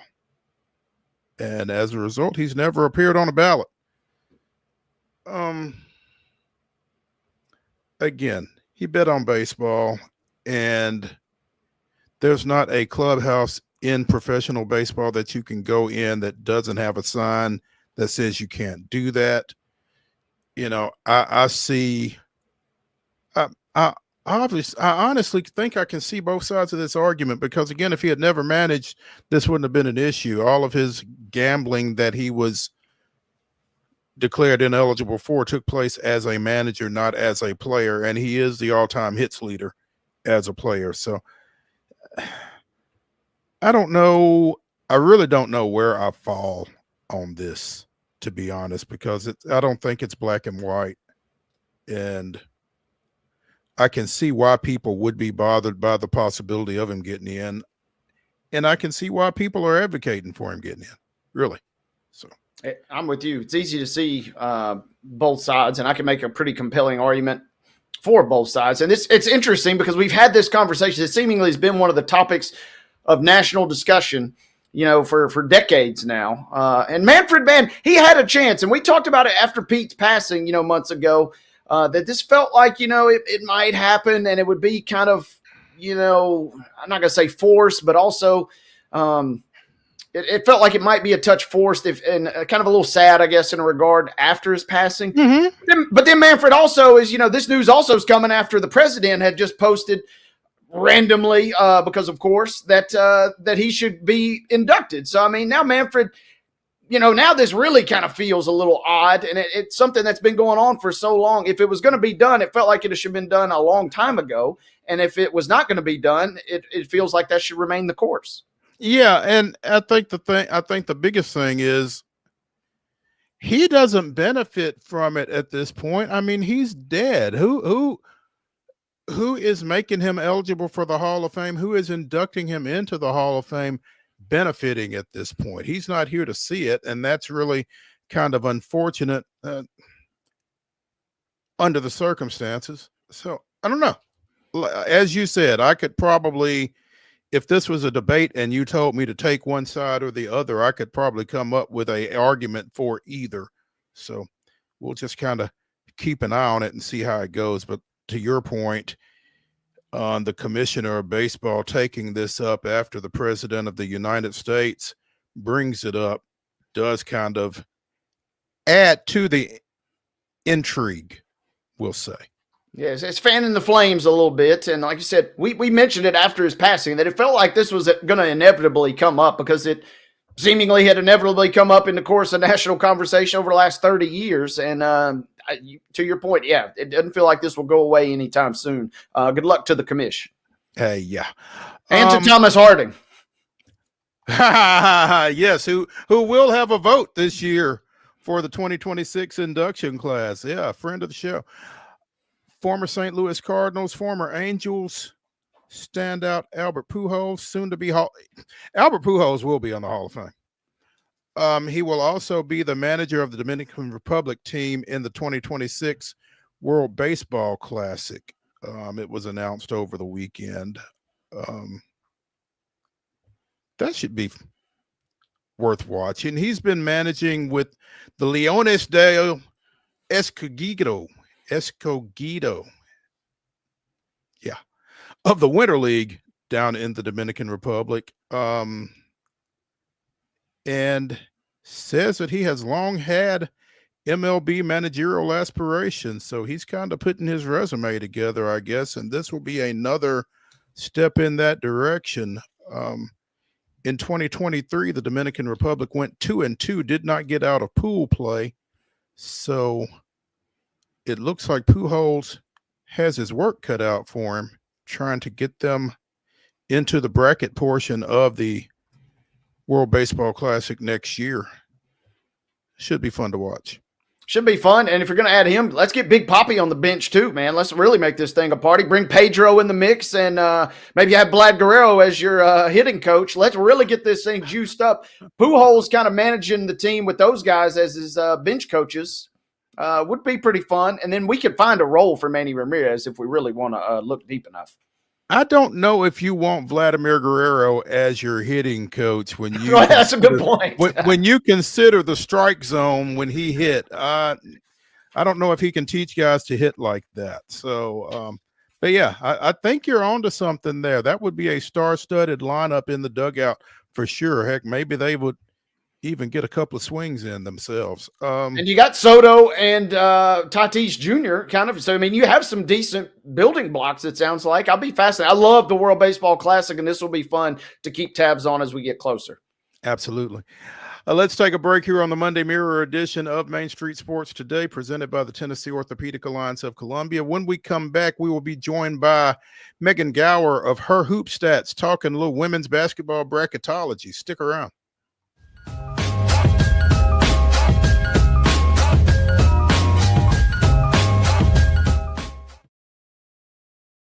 Hi, I'm Riley, a certified physician associate here at Premier Foot and Ankle Centers of Tennessee. We have a couple locations, Murfreesboro, McMinnville, as well as Franklin. We treat people of all ages. We're excited to get you back on your feet and hope we can help you today. Call us today to schedule an appointment. We look forward to seeing you. Because here at Premier Foot and Ankle, we believe that the journey begins with happy feet.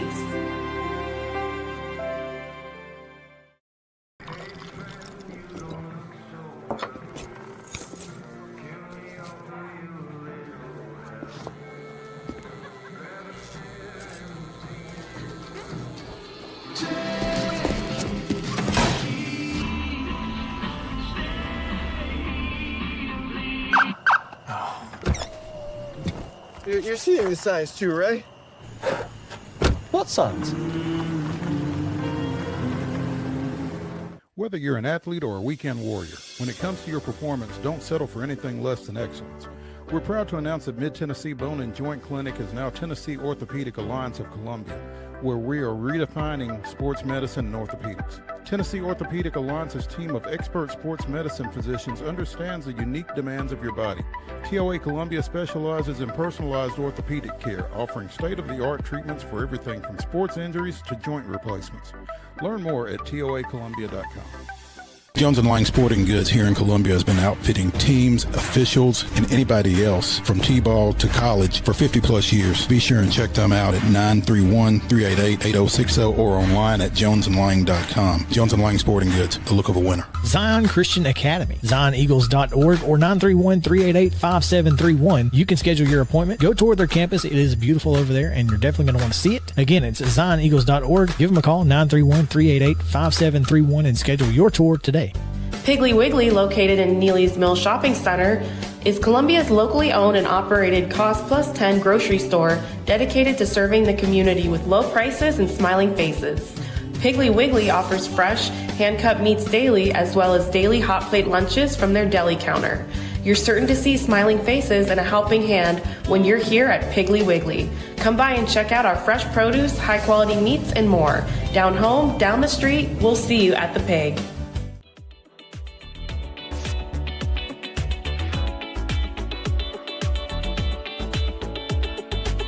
Monday Mirror continues here on Main Street Sports Today, presented by the Tennessee Orthopedic Alliance of Columbia. That's Wade Neely. I'm Maurice Patton, and we are pleased to now have with us from Her Hoop Stats, Megan Gower. Her Hoop Stats, again, is Megan, tell us what herhoopstats.com is. Sure. We are a women's basketball statistics site. If you're familiar with KEMPF on the men's side, kind of similar to that, and have rankings, stats for all the teams in Division I through Division III women's basketball. You do some professional stuff as well, looks like. Yes, WNBA as well. Yep, and some coverage of Unrivaled and the new leagues on the women's side too. Awesome. You are a bracketologist. This is a busy time for you. SEC tournament starting up this week, among other things. I guess one of the first question that I have for you, Megan, is where is Tennessee right now? They were thought to be a top 4 seed in the last projection that the NCAA provided last week, right before they got demolished at Kentucky, and then dropped a tough one yesterday against Georgia. How do you feel like that's going to impact them?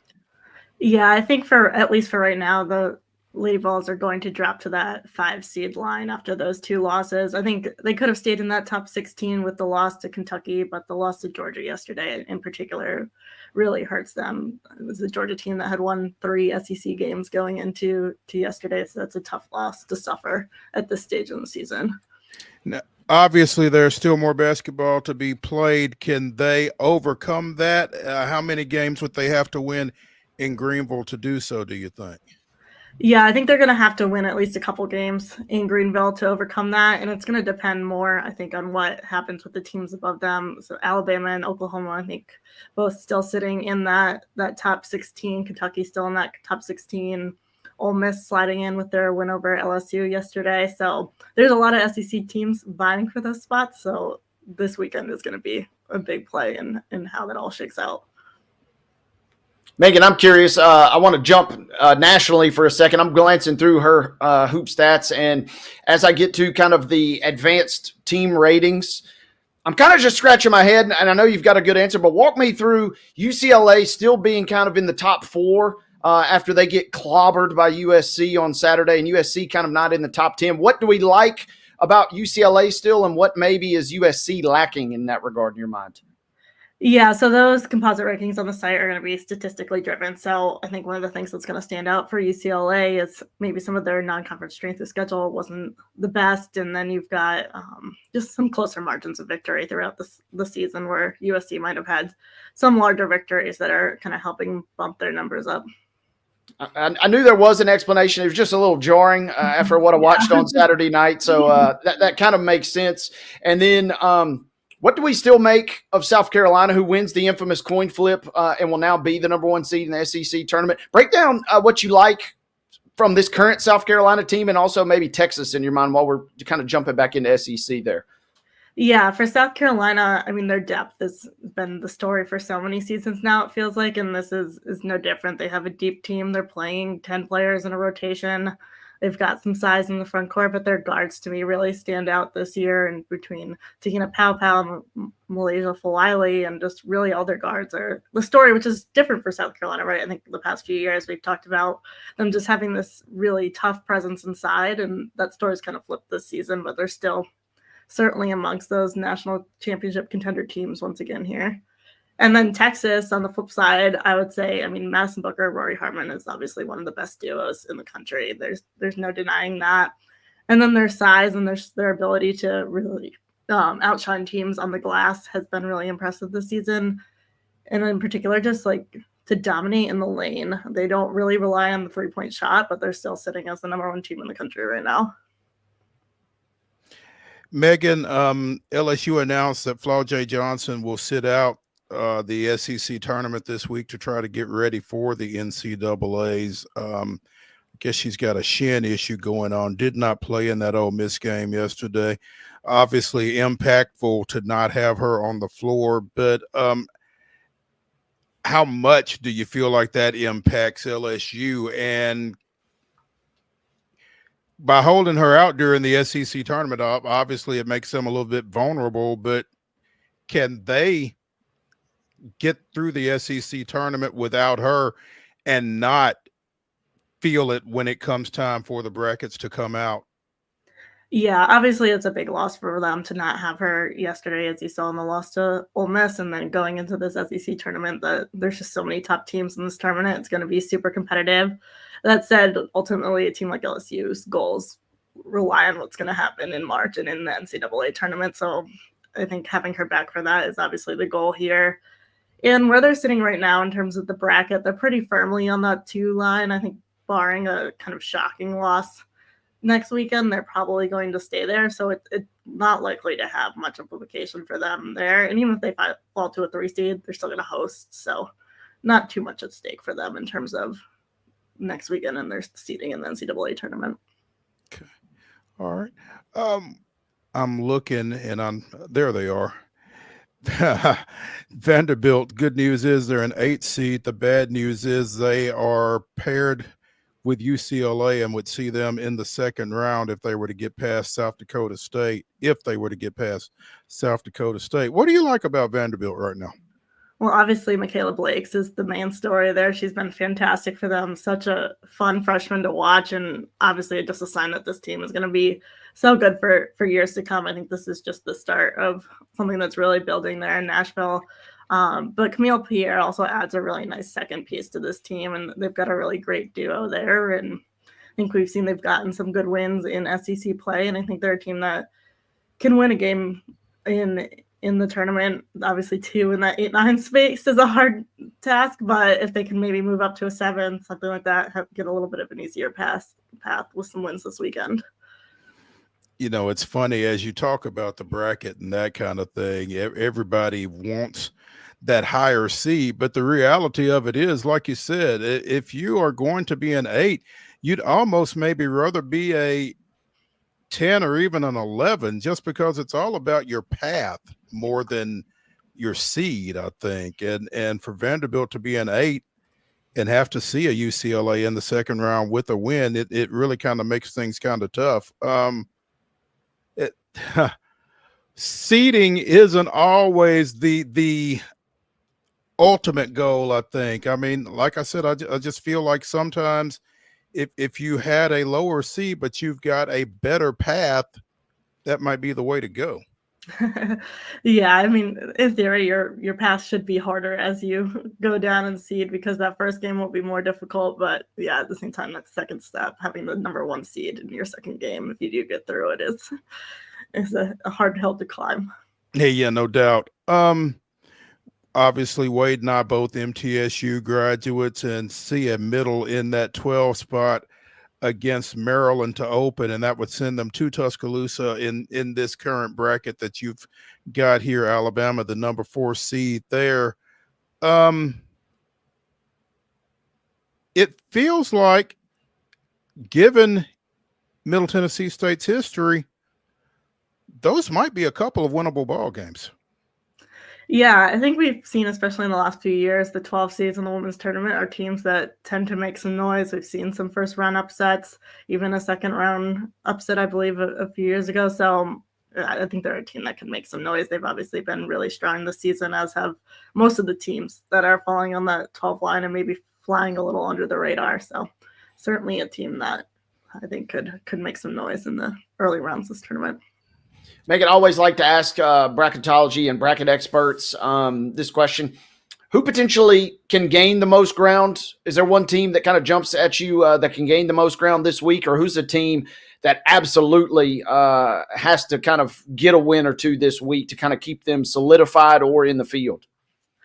Yeah, I'll start with your second question on the bubble, and I think the women's bubble in particular this season is a little on the weak side, but I do think a team like Minnesota and the Big Ten could really benefit from a win this weekend. I think it's going to be hard for them to stay in the field without one.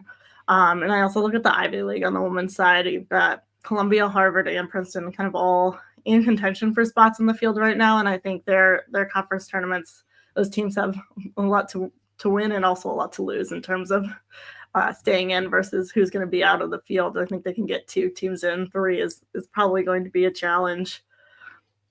On the flip side, on who has the most to gain, I think it's some of the teams that are sitting on that hosting bubble, because for the women's game, the top 4 seeds in each region get to host the opening 2 rounds. So a team like Tennessee that just fell out of that group, can they climb their way back in? I would say the same thing about Kansas State that just fell out of that group, as well as Ohio State. Those teams kind of sitting on, can they make it back into that group of teams that gets to host those first 2 games? Megan Gower of herhoopstats.com joining us here on Main Street Sports today, presented by the Tennessee Orthopedic Alliance of Columbia, talking a little women's bracketology. What are some games that you are particularly paying attention to here over the next little bit, Megan, as they relate to the bracket? Yeah, I mean, all the major conference tournaments for the women's games a lot of the major conference tournaments pretty much have wrapped up their regular season. So everyone's going into Champ Week play this weekend, and those top 4 or 5 leagues in the country are really going to drive a lot of how this shifts. Outside of those kind of major leagues, though, I think the tournaments I'm keeping the biggest eye on will be the Ivy League, as I alluded to, and then also the Atlantic 10 is another conference on the women's side that could be a multi-bid league. So seeing how that tournament shakes out is going to play a role in how the field ends as well. Walk us through the A10. Yeah, you've got a team in Richmond that's been really solid this season. I think a team that is probably favored to win the A10 tournament, but if they don't, would still be in the field. And then you have 2 teams in St. Joe's and George Mason that are really strong contenders and probably sitting right on that wrong side of the bubble. But with a win this weekend, obviously would get in if they win the tournament, or maybe with a run to the championship game could make a case if things fall for them the right way to make it into the field. Megan, I got to ask a obligatory Michigan question. How do my Wolverines look?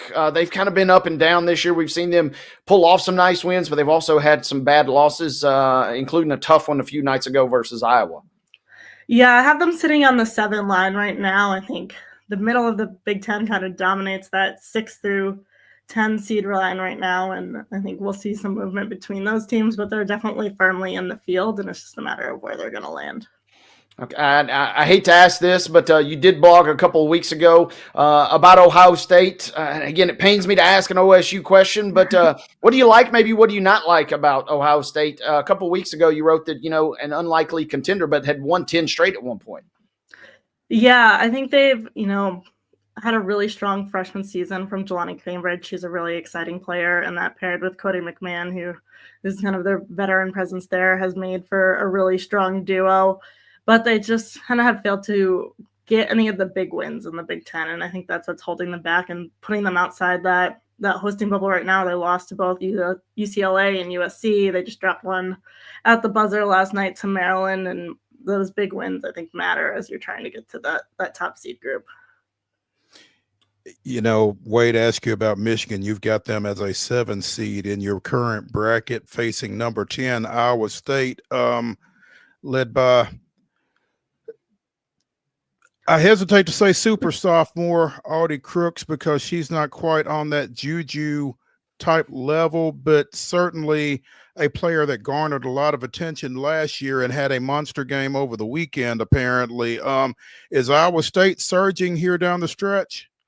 Yeah, I think what was holding Iowa State back for the recent history is that they didn't have that signature win, and they really were able to pick that up this weekend with a win over Kansas State. I think a team that was kind of hovering on the bubble now, and now a little bit more solidified in the field with that win, and just having that signature win on their resume is going to go a long way on Selection Sunday. Megan, Mo just asked you too, and mentioned Juju. Did she officially wrap up Wooden Award this weekend with that dominating performance versus UCLA? She might have. I think it's a tough race. I mean, I think she's been great. Lauren Betts didn't have the greatest game in that game, but she's been so good this season as well. I mean, Hannah Hidalgo for Notre Dame too. I feel like there's always a bit of a recency bias to these things, though. So I wouldn't be surprised to see Juju take it, and definitely a deserved award. I think she's put on 2 of the single 100 best performances this season in both of those games over UCLA. Yeah. Somebody said that she just sees blue like bulls see red, I guess. I mean, yeah, you put up those 2 games against the same team, and they've got to be really wondering what they did to her. Maybe they didn't recruit her or something. I'm not sure. But Megan Gower of herhoopstats.com joining us here on Main Street Sports today.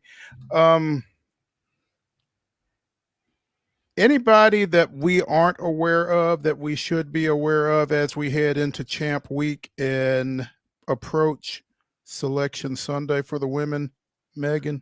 Yeah, I think people are aware of Baylor, but I think they're a team that's flying a little bit under the radar right now. I moved them into that 4 seed spot, but they're just a team that no one's really talking about nationally, but they've won 9 of their last 10. They were in the game for the Big 12 title regular season yesterday and lost it pretty much at the end of the game there without one of their main players, who's been out a few games with injuries that I believe they're expecting to get back. So a team that I think if they get fully healthy come March is going to be really dangerous and maybe not a lot of people are talking about. And with that, you just brought our conversation full circle because you've got Baylor on the 4 line, Tennessee as a 5 going to Waco. So it would be Tennessee UNLV in the 5-12, Baylor Grand Canyon in the 4-13, and if the seeds hold, you've got Baylor Tennessee for a Sweet 16 berth right there. So that was nice. It was nice the way you did that, Megan. Thanks. Well played. Yeah, that very well played. Absolutely. Megan Gower of Her Hoop Stats joining us here on Main Street Sports today, presented by the Tennessee Orthopedic Alliance of Columbia, sharing some women's bracketology. Megan, we may be reaching back out to you between now and the official bracket release, so keep your phone close, and we appreciate your time. Thanks for having me. Awesome. All Thank right, you, Megan. Let's take a break here on the Monday Mirror edition of Main Street Sports today. When we come back for our final segment, it's the grab bag, and it is getting more and more full by the minute. Stick around.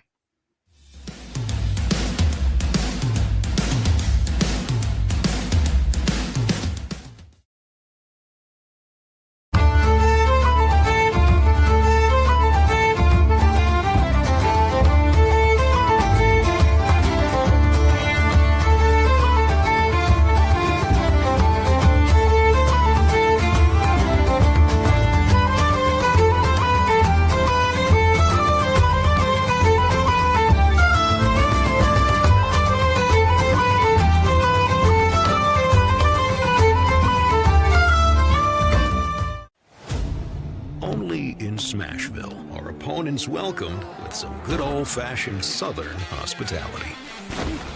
We'll give you a hand, cheer you on. Hey, we'll even leave a light on.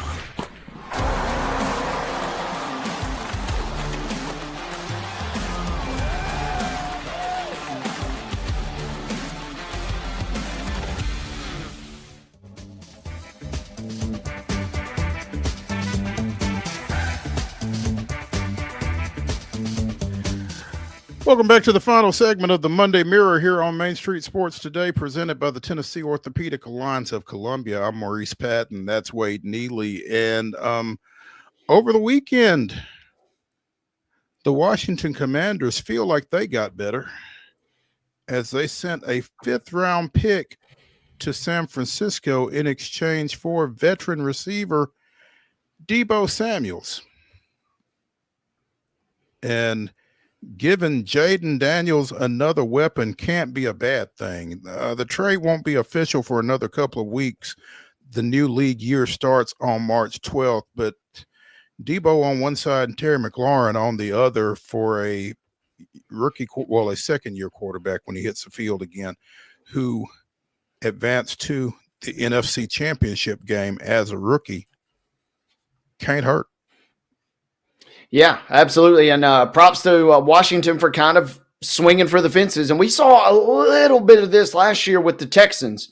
When you think you've struck gold, and the Commanders certainly have struck gold with Daniels, when you think you've kind of struck gold with a rookie quarterback or a great quarterback on a rookie deal, that frees you up and that kind of opens up a window to maybe you didn't necessarily think. We saw some good stuff from Washington, especially down the stretch. And no matter really, the question only with Deebo is what are you going to get? How good a shape is he going to be in? And will he be able to stay healthy? But however long he is out there, if he is at a reasonable level, he certainly gives you an extra option. Yeah, Jaden Daniels very happy when he hears this news. No question. Deebo, the only receiver in NFL history with 20-plus career receiving touchdowns and 20-plus career rushing touchdowns. So, that you insert that versatility into what is already a pretty solid offense behind the rookie quarterback. Again, the young quarterback, excuse me. He's no longer a rookie. But you got to like that, and unless you're Philadelphia. His 51 catches this past year with San Francisco were the lowest of any season in which he's played in at least 13 games. 670 receiving yards, 3 receiving touchdowns rushed for 136 yards and a touchdown on 42 carries. So again, a nice gadget to add to a pretty potent Washington offense. Yeah, and this is essentially the DeAndre Hopkins trade, but it feels like Washington's getting a little bit more bang for their buck there. And again, if he's healthy and if he's in reasonable shape, Debo could really kind of make this look like a one-sided trade. A lot of folks are already, like I said, we toss grades around, and a lot of folks giving the Commanders glowing marks for this move. He instantly, whether it's McLaurin as the 1 and Debo as 1B or a 1-2, he certainly fits in nicely. And yet Daniels and the rest of that offense should certainly benefit. Debo, one of 4 players in NFL history with 4,000 or more receiving yards and 1,000 or more rushing yards over their first 6 seasons. Again, that versatility is certainly going to play well with the young quarterback and with McLaurin on the other side. So that's a development the rest of the NFC East is going to have to deal with, you would think. And on the other end of that spectrum, Brandon Ayuk has certainly expressed some interest. He may not want to be there. So I know he just signed a new deal last year, but Jawan Jennings is rapidly flying up the catch chart out there in San Francisco. So that's something to keep your eye on. They can't be as bad as they were last year. No. I mean, injuries played a role in that, but no, you wouldn't think that they could be as bad as they were last year. It feels like they've got too much talent to do that again. Now, that division isn't necessarily waiting on you when you talk about the Seahawks, the Rams, and the Cardinals. So it was one of the fun races last year, and it feels like if we get San Francisco kind of back to what they're capable of, they certainly have some more questions to answer this offseason. But yeah, if they can return a little bit, man, it'll be another fun NFC West this year. Jimmy Johnson's going to the house or to the boat, apparently. A tweet that came across here while we were on the air has announced his retirement from Fox Sports. He has been a part of their NFL coverage for 31 years. That's hard to believe. But again, the 81-year-old Jimmy Johnson stepping away from broadcasting. The most fun I ever had in my career, that's counting Super Bowls and national championships, was at Fox Sports.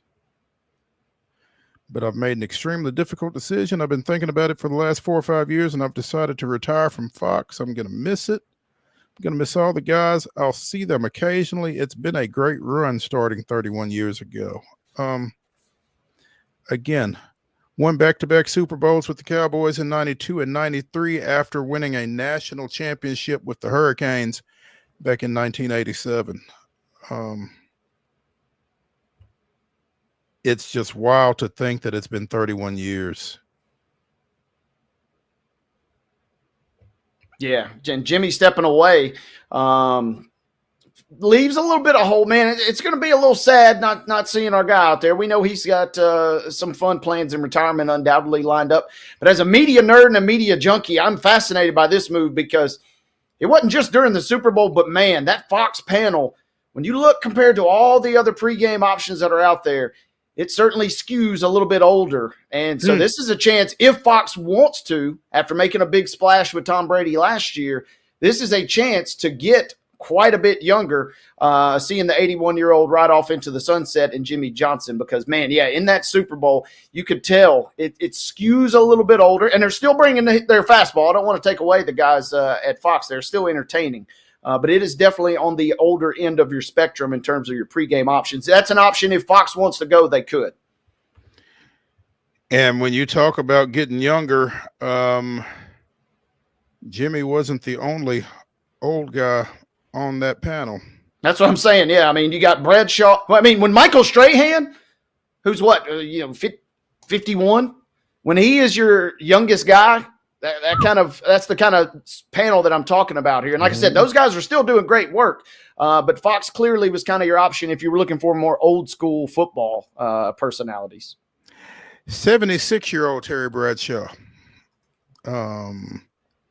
a lot of folks will be wondering, I guess, whether he's gonna follow Jimmy into the sunset or if he's going to be back for 2025 with this news. So yeah, Fox got a chance to, and I wonder if you are Fox, taking that thought a little bit further, Wade, do you just go and say, hey, Terry, we really think with Jimmy having done this, maybe this is the time for us to get a little younger? It's going to be interesting, right? And I don't know, contracts and the like off the top of my head, but you do have that option if you want. But on the other hand, considering, and I said Straham's, man, I feel kind of good. I guess 51, he's only 53. I was in the ballpark at least. Mm-hmm. But you do have a chance. I mean, that could hypothetically, that could mess with the dynamic a little bit if you bring in a recent ex-player. You bring in like I'm just using Jonathan Vilma as an example. He's a great analyst, but if you bring somebody like him out of the booth and into the pregame realm, that's kind of the identity is just the good old guys that they've had. That's what I said. As a media nerd, this is what's fascinating to me is the direction they decide to go. I wonder. I'm pretty sure that Greg Olson is still at least a little red over being replaced as the number one by TB12. I wonder if you bring him onto the set, if that would maybe assuage a little of his angst over that move. It'd be great. He's fascinating, and he's fun to listen to, and he's fun to watch. And it'd give you a former Hurricane still. Yeah, you plug and play with the Hurricane. Third leg Greg, shout out getting right back in the mix there. So if you want to go that route, you can. I don't know, man, he did catch such a raw deal there. I'm curious, is he just kind of waiting for the inevitable? Perhaps Brady just finally hangs it up, or, does he pivot at this point in his career and become the top dog on the pregame show?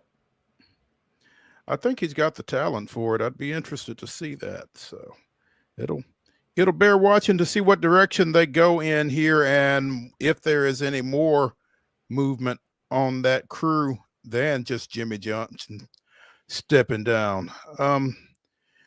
We mentioned Preds, Nashville Soccer, and Memphis all getting swept this weekend, or the Preds getting swept back-to-back in New York, the Grizzlies getting swept back-to-back at home, and NSC dropping a 2-0 loss to the Red Bulls in New York. Tough weekend, professionally speaking. Almost as tough a weekend professionally as it was a great weekend collegiately for our local basketball teams. Yeah, not a good weekend for the local squads. We started with the Preds. You and I and Mark were texting on Saturday. It's tough. And then yesterday, it was bad as the goals are racking up early for the Rangers against Nashville. And I had some friends that were saying, hey, we got to pull this goalie. The only bad part is you had Annunen in as your backup. So, the Preds were kind of limited when your backup is kind of surrendering like that too. It's just been a nightmarish season. It was a nightmarish trip to the Big Apple to cap that. NSC got blanked. We talked with Valaire, about their goal scoring woes. They put up a goose egg in back-to-back games now. And the Grizzlies victim of 2 buzzer beaters. On one hand, you could say, yeah, they lost at the buzzer to 2 decent teams. Obviously, the Knicks much better than the Spurs. But on the other hand, you lost 2 tough ones at home. You got to win those games. So, yeah, it was a gross weekend for the guys. Yeah. Christopher Bell liked winning at Atlanta so much that he did it again out at Austin this past weekend, winning the Circuit of the Americas race. So, all of a sudden, you've got a guy who has won 2 of the first 3 races, kind of getting out ahead of everybody, figuratively and literally. So, and it was a tough weekend for Trackhouse. I think Daniel Suarez took out the young kid that we were talking with Heather about on Wednesday. Connor Zilic. Yeah. They wrecked 50 laps in. And I think Ross Chastain got caught up in a wreck late as well. So none of the Trackhouse racers finished, I don't believe. But Bell edged Byron. Tyler Reddick was 3rd. Chase Elliott was 4th. And Kyle Busch finished 5th out there. So again, we will be talking more to Heather about that later in the week. So stick around for that. We talked on Friday about Jake Knapp and his 59 on Thursday at the Cognizant Classic. He had a triple bogey yesterday. He finished at 15 under, tied for 6, and a guy who barely made the cut goes on and wins it. Joe Highsmith goes 19 under to win the Cognizant. You would think that when you shoot a 59, you don't think that's enough, but you feel like it's going to put you in pretty good shape. And I guess he was until the triple bogey yesterday. Yeah, he was right there in the mix. I was keeping a little bit of tabs on the tournament on the weekend. Yeah, kind of crumbling a little bit. I was thinking back at our good buddy Jeff Bain, who loves to say, "You never want to peak too early," and he certainly peaked. By definition, he peaked way too early. Tough way to finish after a sensational start. Yeah, Highsmith goes 64 on the final round. To your point, again, after having to make the cut on the number, he's the first golfer since 2016 to win a PGA event after doing so, and it was his first win. So congrats to him, winning by 2 shots. We mentioned during the rundown, Pearl Cone and Pickett County each won region quarterfinal games by 100+ points on Friday night. And I'm never a guy that's going to say, X ran up the score or anything like that. And I've never been in the position. I've never coached a basketball game. I don't know. But it just feels like, to me, in a high school basketball game, you don't have to beat somebody by 100 points. Now, I'm told Pickett County only has 7 players, and they're all pretty good. So maybe that's I think there's only so much you can do, but I think whatever you can do, you do. I don't know. Do you pull it out? Do you just pass it back and forth at the half court line? I don't know, but particularly at the high school level, I'm just not sure that this is what we need to be doing. Yeah, certainly some jarring. We're talking Tennessee women's basketball has been at the high school level, has been in the nation's spotlight, whether it's low-scoring games, if you catch my drift from years ago, leading up to region plays, or this. I mean, it's tough, right? And Pearl Cone, they're 15-7. It's almost a little bit more, I don't want to use the word indictment, but it's kind of where we're at with KIPP Nashville, unfortunately. Pickett County is obviously one of the great programs coming off a state tournament run. But like you said, we got 7 players. There's no easy way to do this. And I'm not just saying this because I broadcast a fair share of blowouts, but can we not get the running clock going earlier in the game? Why does it have to wait till the fourth quarter? I feel like some of this could be avoided. Make that threshold a little higher if you need to, because, man, there were some laughable scores in a bad way this weekend. What is it? It's 35 points in the fourth quarter that you get the running clock. So maybe you go 50 points at halftime and you go with the running clock. I mean, I don't know. Maybe there's some kind of a sliding scale or something, but I just don't think anybody benefits from this. Certainly not the losing team and probably not the winning team either. I don't know that anybody necessarily wants to watch it. It's just tough. I'm glad I wasn't covering it. So that's going to do it for the Monday Mirror edition of Main Street Sports Today, presented by the Tennessee Orthopedic Alliance of Columbia. We will not be live tomorrow because both Wade and I have early region semifinal games at quite a distance away. So Mark will have something cooked up for you. Come back Wednesday at 2:00. Come back tomorrow and see what Mark's got cooked up. We will see y'all Wednesday at 2:00 right here on Main Street Sports Today. Y'all enjoy your Monday evening.